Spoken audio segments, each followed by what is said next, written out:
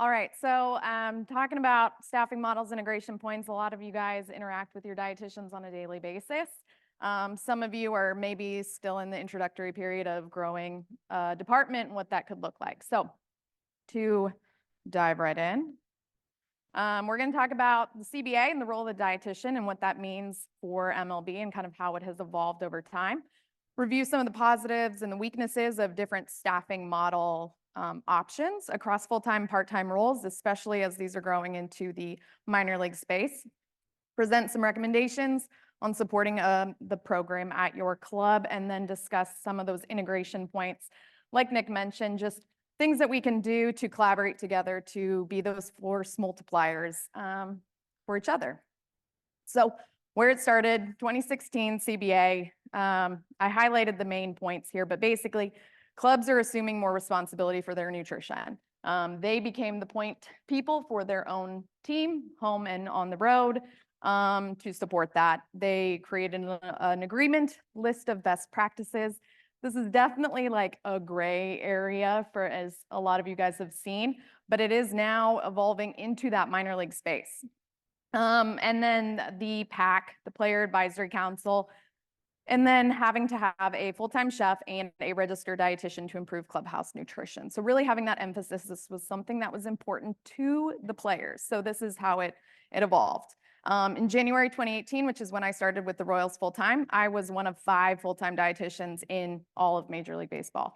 All other clubs had some sort of a part-time consultant-based, and I had come from that space as well, like Frank mentioned. So worked with a lot of you over the years, so excited to be here kind of helping grow that. So current CBA language with the new one that just came out in 2022, there's no changes for the role of the dietitian.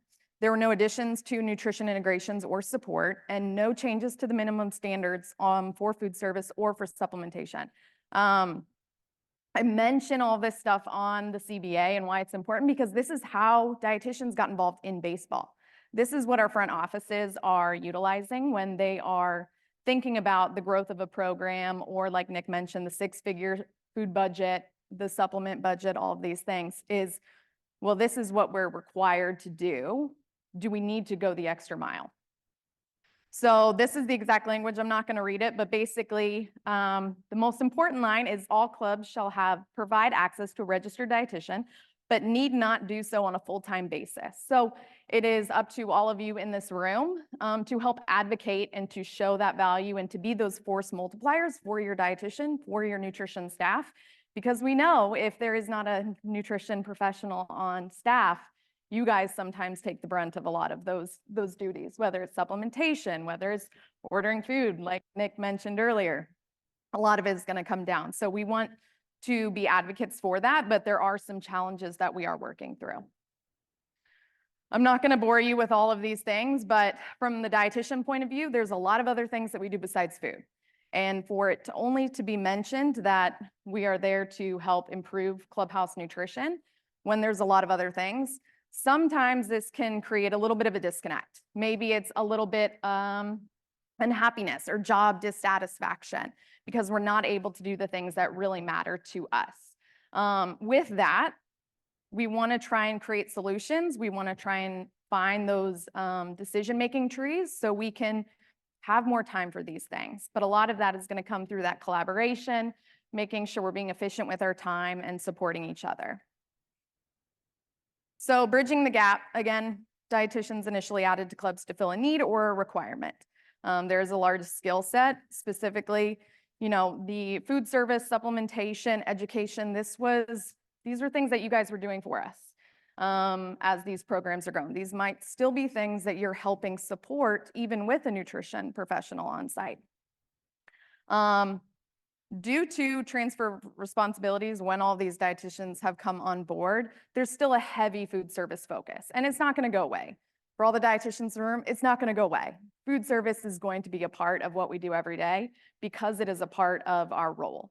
It's just a matter of finding out ways to still do all the other things and support that greater vision, make it more scalable. And that's where we're going to dive into some of those staffing models and what we can do to elongate our time so we can do the things that matter. So to dive into it a little bit, I wanted to discuss kind of the collegiate program because they have seen a huge increase to their sports medicine and sports performance departments over the last few years. And this is consistent across all divisions and conferences. Some information states smaller programs, usually around 1 full-time individual, upwards to 6 to 7, plus a huge student workforce.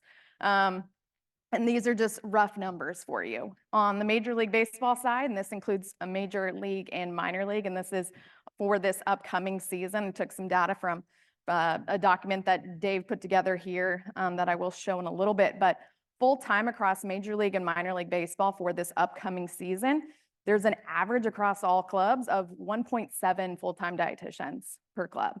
At the part-time basis, it's around 1.3. So for the amount of players that we have, and knowing too, it's not just the players that are eating, it's not just the players that are taking supplements, it's not just the players that are having conversations on and off the fields around fueling tactics and what they need to do. This can be tough to manage on a day-to-day basis. So we don't want to decrease access is the biggest thing. Within that, I've kind of gone through all the different types of roles. Obviously, there's a lot of them here, so I won't go into too much here, but some positives and negatives. And a lot of this is from my viewpoint because I've been a consultant. I've had a Major League Baseball focus. I've supported more so from a full org perspective than just doing minor league, but we're going to touch on a little bit of those items here. So consultant is great for targeted support into entry-level initiatives. So these are things, get the ground going.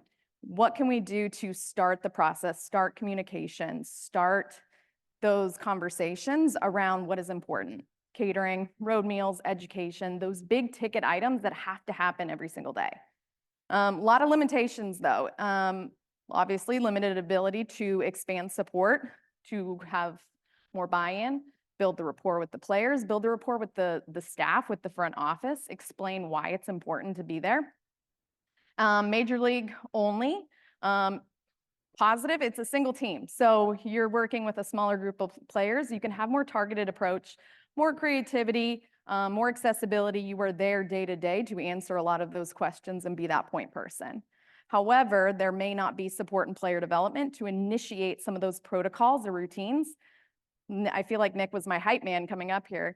You know, he spoke about how these players know more about magnesium or a beet powder than they know about how to build a performance plate. How can we start that process a little bit earlier with player development routines and programming and that support down there? Minor league only, obviously, you're able to grow a program and initiate in multiple sites, create routines earlier in those careers. However, there may be a disconnect once they get up to the major league level. It might be different when they get there. Obviously, when players move around to different clubs, you're going to see that anyways, but it may be a different process, different procedure. If you are only doing minor league, you're probably not going to be everywhere at once. You got multiple sites, you have your complex, you've got all of your affiliates, you have the Dominican Republic. It's really hard to be in all those places at once, so you may not actually be able to provide that daily contact, those daily solutions, daily guidance, and support all of you guys on the ground as well. Full org, biggest point here, it can be one philosophy, one vision, and one system, which can create that sustainability to grow, to find scalable solutions that fit across the board that will open up availability to do all of those things every single day. Now with this, again, it can be really hard if you don't have the affiliate staffing model to actually scale those out, because then we're, hey, strength coach, can you help us with this? Can you do this for us? Can you communicate when this happens? When this player asks this question, here's our decision tree for this. Or can you provide feedback on these meals? How does that work for us? So you also want to make sure that we're not adding too much onto your guys' plate either, because you have your own jobs, you have your own responsibilities, you have things that matter as well. Across the affiliate roles, this is something that is growing for all clubs in here. We're seeing more and more of it. There are a few clubs that have a full-time affiliate dietitian, just like a full-time strength coach, so on and so forth. Lower turnover rate with this, so there's a lot more stability in this position, which is great. Again, you're able to have that single team focus, so it makes it more scalable. You can do a little bit more, you can be more creative, you can create that buy-in and that rapport, and you can have more touch points across the data, across player management, across player plans. Seasonal, both a home and road type model. You can have a higher turnover rate with this, but we are building a more experienced full-time candidate for those positions that are continuing to grow. The affiliate RD or fellow model, maybe they're only at home. That's the model that we have right now.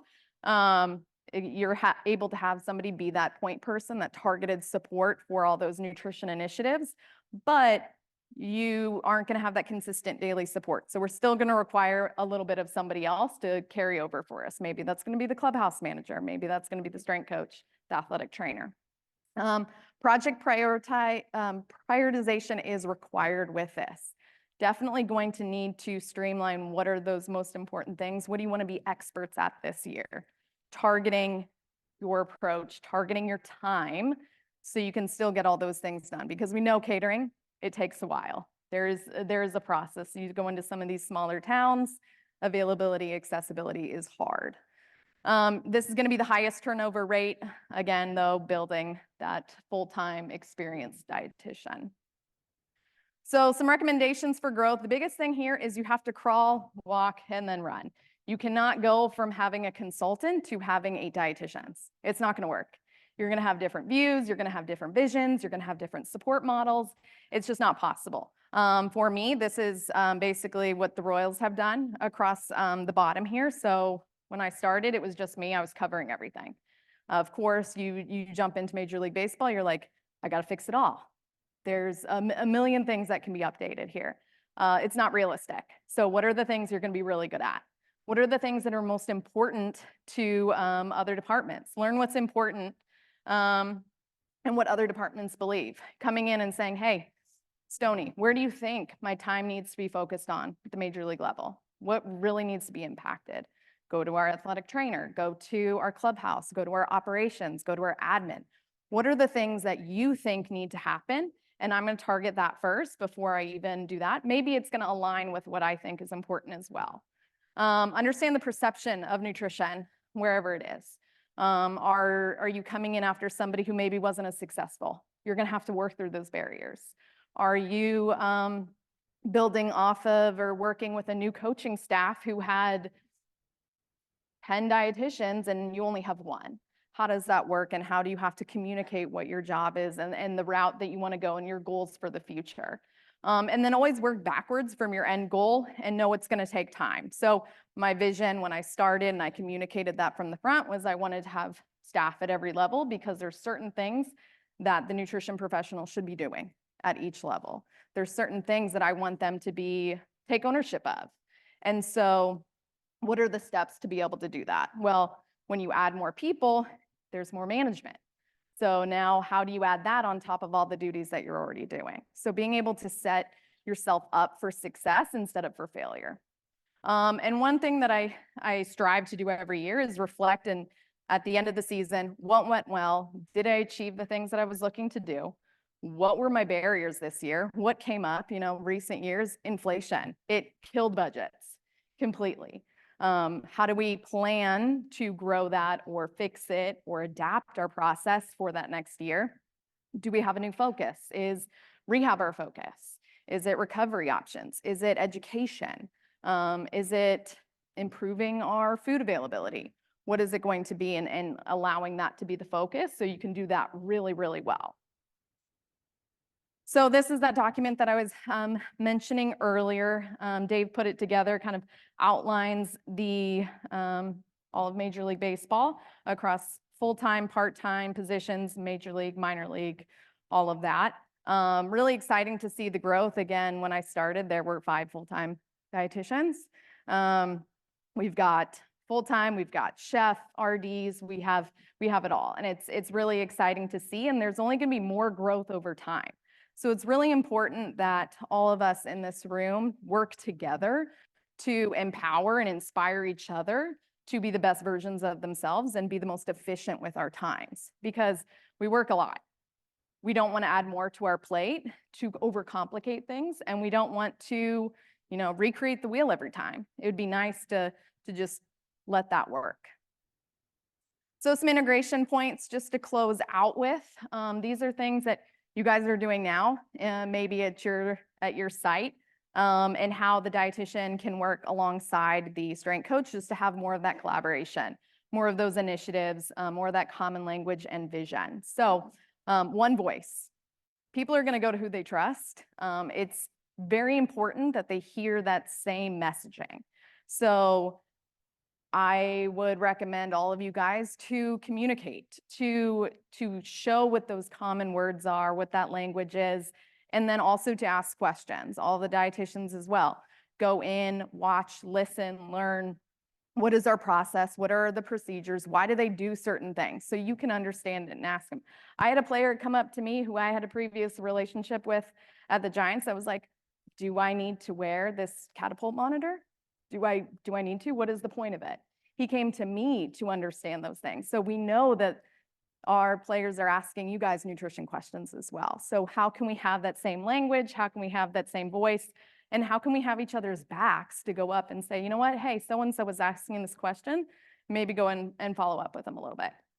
So with that, it's not just us in this room, it's to our front offices. It's to our coaching staff, our pitching, our hitting, player development, all across the board, because the more that they know about what we do, the more that they understand the power of our presence and what that can mean for our player care. We're not losing our power, we're not losing responsibilities by having others talk about nutrition, others talk about our jobs. So that's really important. I know a lot of dietitians, a lot of professionals sometimes get like, oh, this is my lane, let me handle it. We're one team. We need to have each other's backs. We need to help each other grow and what that looks like. There's no issues with somebody else advocating for you, but communicate it. Let them know, hey, so-and-so was asking about this. I told them this. You may want to follow up or add that into one of your conversations here moving forward. Again, really important, ask questions, watch, listen, learn what is happening. So performance fueling, basically we're trying to enhance performance and recovery through adjusting our macros, nutrient density, and our timing. And all of this is going to change based on our schedule, our goals, demands, and that intensity of activity. So if all of it's going to change based on those things, it's probably pretty important that the dietitian knows what is happening on a day-to-day basis, what is happening on the player level to actually impact those decisions, those plans, those protocols for the player. So get involved. So we want to support all of the initiatives that you guys are already doing. Again, we don't want to recreate the wheel. We don't need to add our own things when there's a lot of stuff that you guys are doing every single day where we can just be a part of. We can help enhance what you're doing with the players. So workload management, recovery, conditioning strategies, the return to play protocol and rehab. This is a huge one that sometimes gets forgotten or kind of left to the end of our list. But some opportunities for those collaborations: heart rate, GPS, our force plates, our fatigue monitoring, performance variable collection, body composition, weights, workload management, blood work, annual plans or any programming that is happening, and then all of those player plans or goal setting. Those are some things that I've myself work on and collaborate with our departments on, whether it's our medical, S&C, our player development group as well. So I'm going to touch on a couple of them here and basically different ways that you can think about adding your dietitian into the conversation, or for the dietitians in the room as well, ways that we can enhance what we're doing to add more value beyond kind of that food service focus. So heart rate data, it's going to be a simple way to monitor the effort, appropriate intensities. Some of the ways that I utilize this are on calorie demands. Obviously, it's not going to be the end all be all. It's not going to be completely accurate, but it's going to give you an okay picture of how that person is adapting to that type of exercise. What their macronutrient focus is, what are their stress tolerances? Do they go up and maybe you thought it was only 1 inning or it was only 25 pitches, but their heart rate was through the roof, and it started when they were warming up. It didn't start when they threw their first pitch of their bullpen. It started well before that. It started when they were in the clubhouse even. So how can we adapt to have better fueling tactics within that?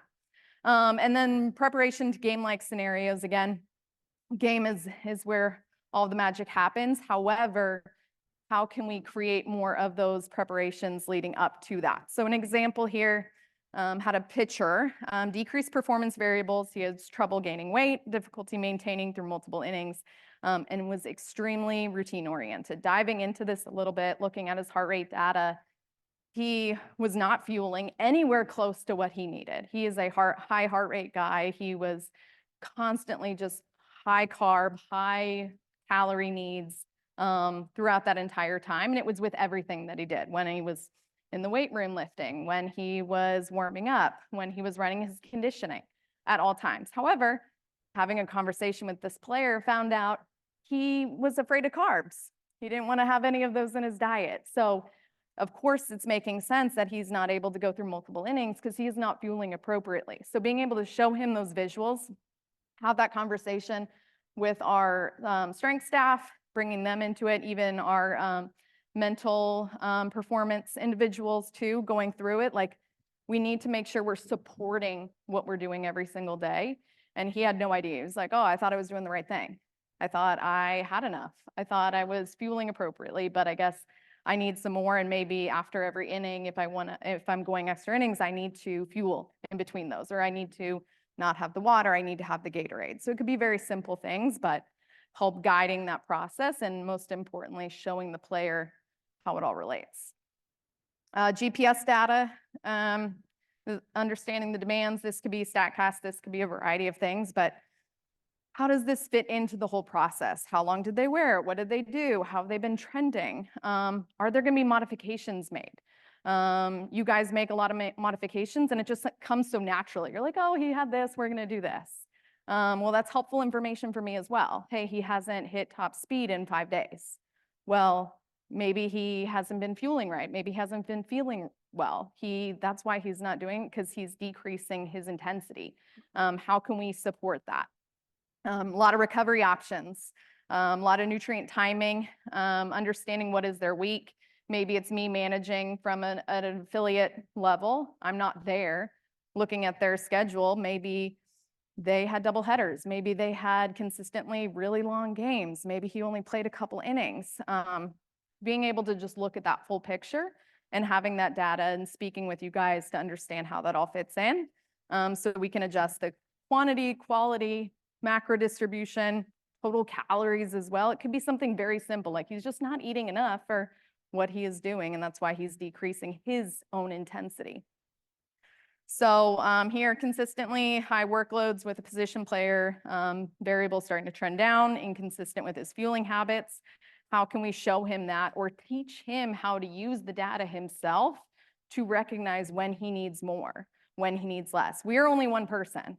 We can only do so much, but how can we empower those players to understand their own data, understand how they're feeling, so they can make their own modifications for themselves? Hey, I saw that I had this many meters of high-speed running, or I hit this, or whatever it may be. I had a speed session taken out this week, or I had my running or my conditioning was altered.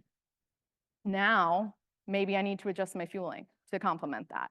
So I have my weight goal, and I want to make sure that I still hit that.